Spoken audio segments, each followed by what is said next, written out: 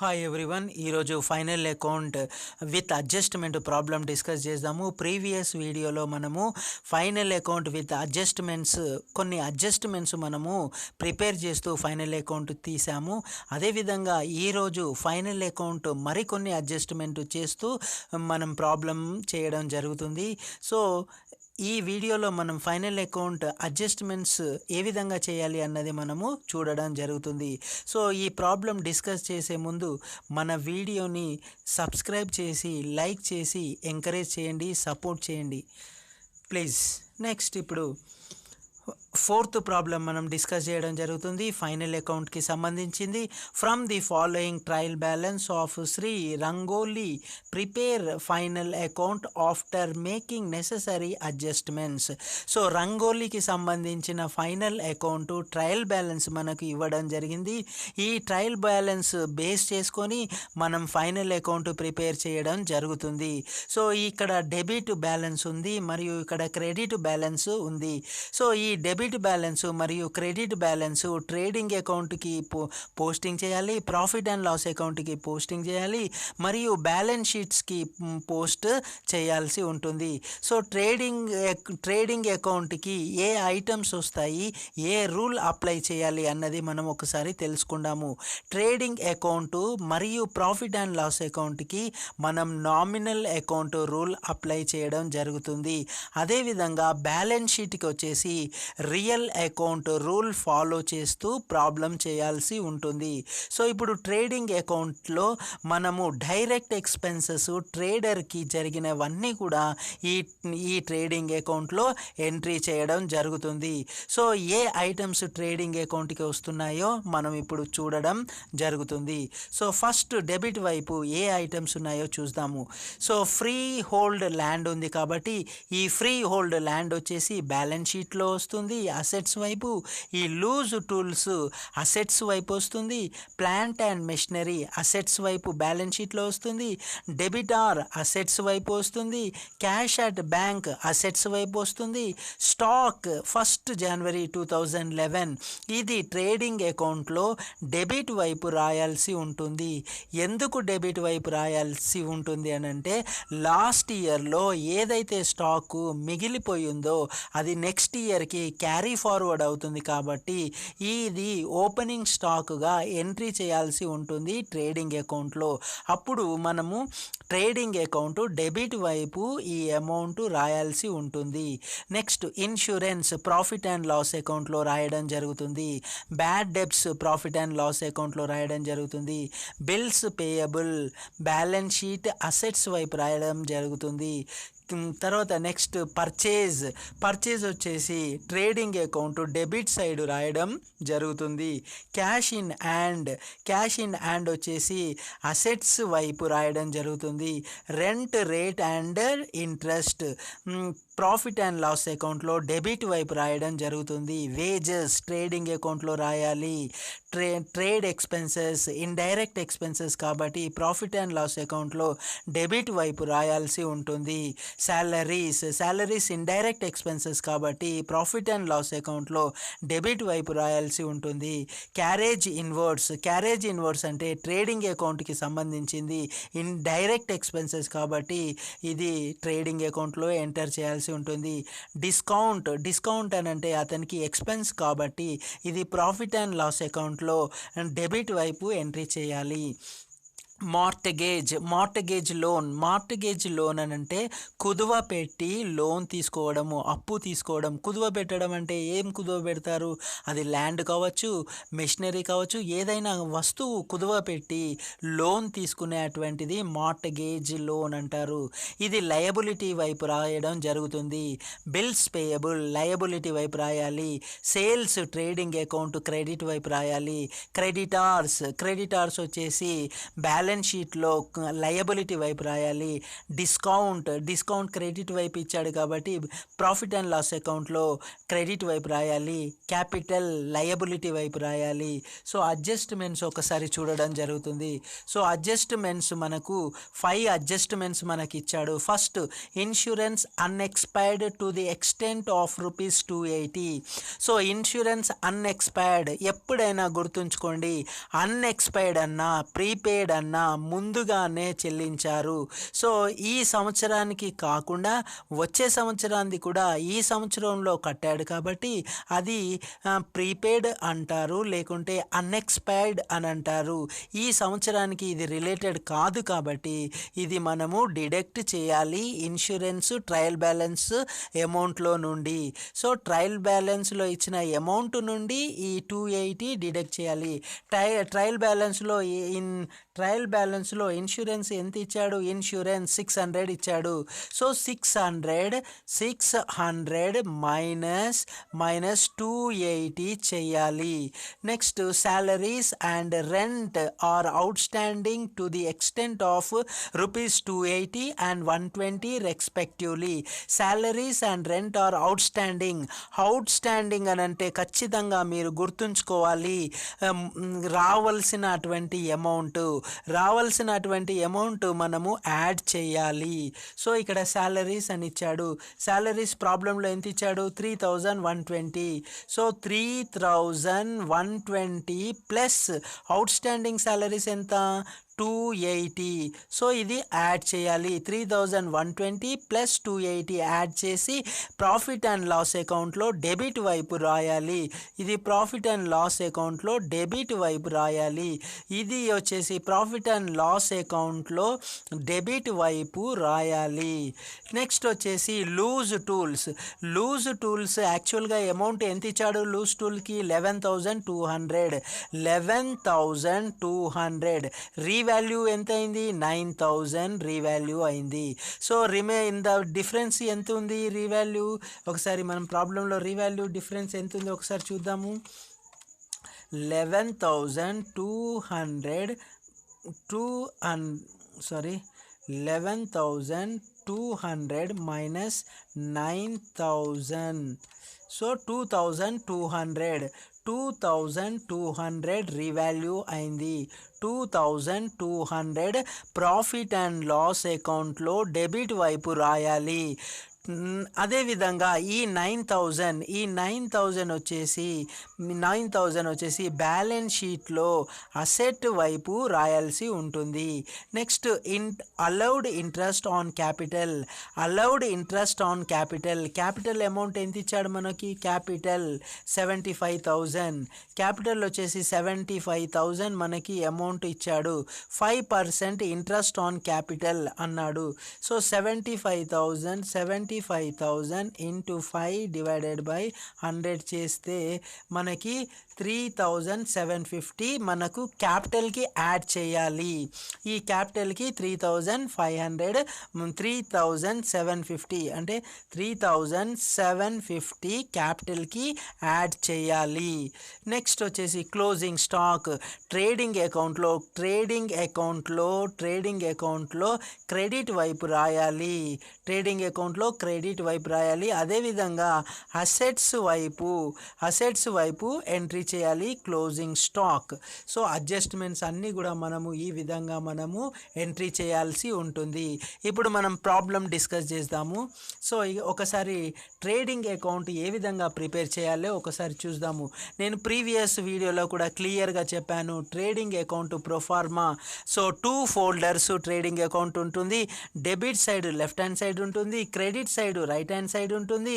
So trading account for the year ended as on అని ఇవ్వడం జరుగుతుంది. ఇప్పుడు మనం ప్రొఫార్మా చూస్తున్నాము.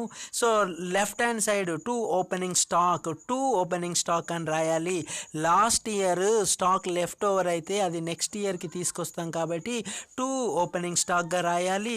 నెక్స్ట్ 2 పర్చేజెస్ రాయాలి. పర్చేజ్ రిటర్న్ ఉంటే డిడక్ట్ చేసి అమౌంట్ కాలంలో రాయాలి. 2 వేజెస్ రాయాల్సి ఉంటుంది. అదేవిధంగా క్యారేజ్ క్యారేజ్ ఇన్వర్డ్స్ రాయాల్సి ఉంటుంది. సో ఈ విధంగా ఈ ఐటమ్స్ అన్నీ కూడా రాయాలి డెబిట్ సైడు. ఈ ఐటమ్స్ అన్నీ కూడా క్రెడిట్ వైపు రాసి టోటల్ హైయెస్ట్ అమౌంట్ రెండు వైపులా ఎంట్రీ చేసి, suppose example left hand side తక్కువగా ఉంటే గ్రాస్ ప్రాఫిట్ అంటాము. అదేవిధంగా left hand side right hand side తక్కువగా ఉంటే గ్రాస్ లాస్ క్యారీ డౌన్ అని అనడం జరుగుతుంది. సో ఇప్పుడు మనం ప్రొఫార్మా తెలుసుకున్నాము, ఇప్పుడు ప్రాబ్లం డిస్కస్ చేయడం జరుగుతుంది. సో ప్రాబ్లమ్ ట్రేడింగ్ అకౌంట్కు సంబంధించినటువంటి ప్రాబ్లం ఇప్పుడు చూడడం జరుగుతుంది. So fourth problem, trading account profit and loss account for the year ending 31st March 2012. So left hand side వచ్చేసి debit side, right hand side వచ్చి credit side. Starting trading account 2తో start చేయాలి.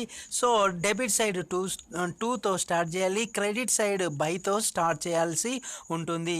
So first నేను చెప్పాను trading account first opening stock రాయాలి. Opening stock ప్రాబ్లంలో ఇచ్చాడు 21,000. అదేవిధంగా purchase 1 lakh, 2 wages 21,400, 2 carriage inward 700. So already నేను చెప్పాను ట్రయల్ బ్యాలెన్స్లో మనకి ప్రాబ్లంలో ఇచ్చాడు. సో ఓపెనింగ్ స్టాక్ వచ్చేసి 21,000, next wages 21,400, carriage inward 700, purchases వచ్చేసి మనకు ప్రాబ్లంలో ఇక్కడ 1 lakh పర్చేజ్ ఇవ్వడం జరిగింది. సో టోటల్గా డెబిట్ వైపు అన్ని ఐటమ్స్ ఎంట్రీ చేసాము. క్రెడిట్ వైపు ఏ ఐటమ్స్ వస్తాయి చూడాలి. సేల్స్ వచ్చేసి క్రెడిట్ వైపు వస్తుంది, సేల్స్ రిటర్న్ ఇస్తే క్రెడిట్ వైపు రాయడం జరుగుతుంది. అదేవిధంగా క్లోజింగ్ స్టాక్ క్రెడిట్ వైపు రాయడం జరుగుతుంది. So closing stock 5th adjustment మనకు 60,000 ఇచ్చాడు. సో ఈ 60,000 క్లోజింగ్ స్టాక్ మనము రాయడం జరుగుతుంది. సో ఇక్కడ వచ్చేసి టోటల్గా by sales 2,43,000, by closing stock 60,000. ఇలా లెఫ్ట్ హ్యాండ్ సైడ్ అన్ని అమౌంట్స్ వేసి రైట్ హ్యాండ్ సైడ్ అంత అమౌంట్ వేసేసి లెఫ్ట్ హ్యాండ్ సైడ్ ఈ న్యూమరిక్ వాల్యూస్ అన్నీ ఎంటర్ చేసిన తర్వాత మనము క్యాలిక్యులేట్ చేయాల్సి ఉంటుంది. సో ఇప్పుడు చూడండి క్రెడిట్ వైపు 2,43,000 ప్లస్ 60,000. సో 3,03,000 వచ్చింది. ఈ హైయెస్ట్ అమౌంట్ రెండు వైపులా మనం ఎంట్రీ చేయాలి. 3 lakhs రెండు వైపులా ఎంట్రీ చేయాలి. ఇప్పుడు left hand side amount add చేద్దాము. 21,000 plus 1 lakh plus 21,400 plus 700, 1,43,100. So ఈ 1,43,100 మైనస్ 3,00,000 మనం డిడక్ట్ చేయాలి. అప్పుడు మనకి 1,59,900. So 2 gross profit carry down 1,59,900, 2 gross profit రాయాల్సి ఉంటుంది. సో రెండు వైపులా 3,03,000 ఎంటర్ చేసిన తర్వాత ఈ గ్రాస్ ప్రాఫిట్ అండ్ లాస్ అకౌంట్లో క్రెడిట్ వైపు చూపెట్టడం జరుగుతుంది. According to the nominal account debit all expenses and losses, credit all incomes and gains. So ఈ ప్రాఫిట్ అనేది ఇన్కమ్ కాబట్టి క్రెడిట్ వైపు రాయడం జరుగుతుంది 1,59,900.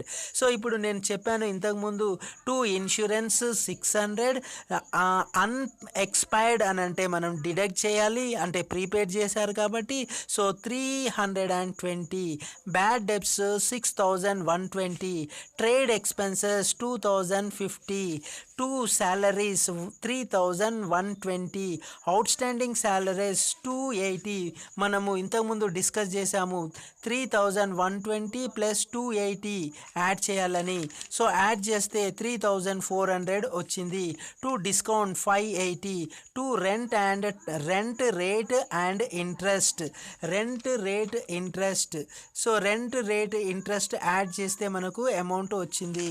So rent rate interest 3,100 plus 120 చేస్తే 3,220. So next loose tools are revalued. So loose tools revalued అని మనకి ఇవ్వడం జరిగింది. So loose tools revalued 11,200 minus 9,000 చేస్తే 2,200 మనం ఆల్రెడీ డిస్కస్ చేసాము ఇక్కడ. సో 2,200. సో ఇది అయిపోయింది. Next 2 interest on capital 75,000 into 5/100 చేస్తే 75,000 మనము 5తో చేస్తే 3,750 వచ్చింది. 3,750. సో ప్రాఫిట్ అండ్ లాస్ అకౌంట్లో ఎంట్రీ చేయాల్సి ఉంటుంది ఇంట్రెస్ట్. సో నెక్స్ట్ వచ్చేసి ఇక్కడ అన్ని యాడ్ చేయాలి. లెఫ్ట్ హ్యాండ్ సైడ్ అంతా యాడ్ చేయాలి, రైట్ హ్యాండ్ సైడ్ అంతగా యాడ్ చేయాలి. ఒకసారి యాడ్ చేయడం జరుగుతుంది. So 1,59,900 plus 5350 is equal to 1,65,250. 1,65,250. ఈ హైయెస్ట్ అమౌంట్ రెండు వైపులా ఎంట్రీ చేయాలి. ఇప్పుడు రైట్ హ్యాండ్ సైడ్ అంటే left hand side debit side values మనం చూడడం జరుగుతుంది. So 220 plus 6120 plus 2050 plus 3400 plus 580 plus 3220 plus 22 plus 3750 చేస్తే మనకు వచ్చేసి 21,640 వచ్చింది. మైనస్ 1,65,250 చేస్తే 1,43,610. సో ఇది నెట్ ప్రాఫిట్గా రాయాలి. ఈ అమౌంట్ నెట్ ప్రాఫిట్గా రాయాలి. Net profit. So to net profit carry down 1,43,610. So ఇప్పుడు మనం ప్రాఫిట్ అండ్ లాస్ అకౌంట్ కూడా ప్రిపేర్ చేసాము. ఈ 1,43,610 వచ్చేసి బ్యాలెన్స్ షీట్లో లయబిలిటీస్ వైపు క్యాపిటల్కి యాడ్ చేయడం జరుగుతుంది. సో ఇప్పుడు మనం క్యాపిటల్కి యాడ్ చేయడం జరుగుతుంది. So balance sheet as on 31st March 2012. So balance sheet liabilities left hand side, assets right hand side. So capital 75,000. Net profit వచ్చేసి 1,43,610. 1,43,610 క్యాపిటల్కి యాడ్ చేస్తే 2,18,610 వస్తుంది. Next interest on capital. మనం ఇంట్రెస్ట్ ఆన్ క్యాపిటల్ మనం చేసాము 3,750 add చేస్తే 2,22,360 ఈ amount కాలంలో ఎంటర్ చేయాల్సి ఉంటుంది. మార్టగేజ్ నేను ఇందాకే చెప్పాను. మార్టగేజ్ లోన్స్ అని అంటే తాకట్టు పెట్టుకొని లోన్ తీసుకోవడం. అది ల్యాండ్ కావచ్చు, ప్రాపర్టీ కావచ్చు, ఏదైనా తాకట్టు పెట్టి లోన్ తీసుకోవడం జరిగింది, అప్పు తీసుకోవడం జరిగింది. 40,000. Bills payable 6,800. Creditors 31,200. Out standing అన్నీ కూడా లయబిలిటీస్ వైపు రాయాలి. అడ్జస్ట్మెంట్స్లో ఇచ్చిన అవుట్ స్టాండింగ్ అన్నీ కూడా మనం లయబిలిటీస్లో రాయాలి. ప్రీపెయిడ్ అన్నీ కూడా అసెట్స్ వైపు రాయాలి. ప్రీపెయిడ్ అసెట్స్ వైపు, అవుట్ స్టాండింగ్ లయబిలిటీస్ వైపు. So outstanding salaries 280. Outstanding salaries 280. తర్వాత next outstanding rent 120. So ఇటువైపు ఎంట్రీ చేసాము. నెక్స్ట్ ఇప్పుడు అసెట్స్ వైపు చూద్దాము. అసెట్స్ వైపు ఫ్రీ ల్యాండ్, తర్వాత loose tools, plant and machinery, debtor, cash at bank, next cash in hand. So ఇవి entry చేయాలి. So freehold land 70,000. Loose tools 11,200 minus అంటే తగ్గింది కదా 2,200 మైనస్ చేస్తే 9,000. So next plant and machinery 91,000. Debtors 36,400. Cash at bank 22,000. Prepaid insurance 280. Bills receivable 10,800. Cash in and 1,200. 280, closing stock 60,000. ఇప్పుడు liabilities entry చేసాము, assets entry చేసాము. So ఇక్కడ మనకి ఇచ్చినటువంటి ప్రాబ్లంలో అన్నీ కూడా మనము పోస్ట్ చేయడం జరిగింది. ఇప్పుడు టాలీ అవుతుందా లేదా మనం చూడాలి. సో ఒకసారి చూడండి.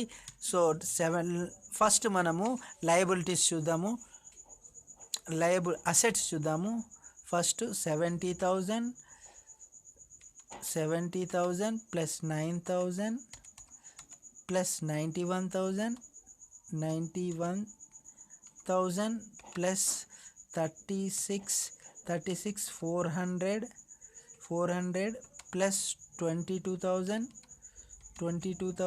Plus 280 plus 10,800 plus 1280 plus 60,000 3,760. So 3,760 మనకు అసెట్స్ వైపు వచ్చింది. 3,760 అసెట్స్ వైపు వచ్చింది. ఇప్పుడు లయబిలిటీస్ చూద్దాం. లయబిలిటీస్ చూద్దాము. 360 plus 40,000 plus 68 plus 31 220 280 plus 120. So 3,760. So ఇది టాలీ. సో టోటల్గా మనకి ప్రాబ్లం టాలీ. సో ఈ ప్రాబ్లం టాలీ అయిపోయింది. ఈ ప్రాబ్లం కంప్లీట్ చేసాము. సో అవుట్ స్టాండింగ్ అంటే యాడ్ చేయాలి, ప్రిపేర్డ్ అంటే మైనస్ చేయాలి. అదేవిధంగా డిప్రిసియేషన్ ఇస్తే decreasing the value of an asset. ఈ విధంగా అడ్జస్ట్మెంట్స్ అన్నీ మనం చేసి ఈ విధంగా టాలీ చేయాలి. ఈ ప్రాబ్లం ఇంతటితో అయిపోయింది. నెక్స్ట్ ప్రాబ్లం మరికొన్ని అడ్జస్ట్మెంట్స్ చూద్దాము. Jai Hind. Thank you. Subscribe చేయండి, షేర్ చేయండి.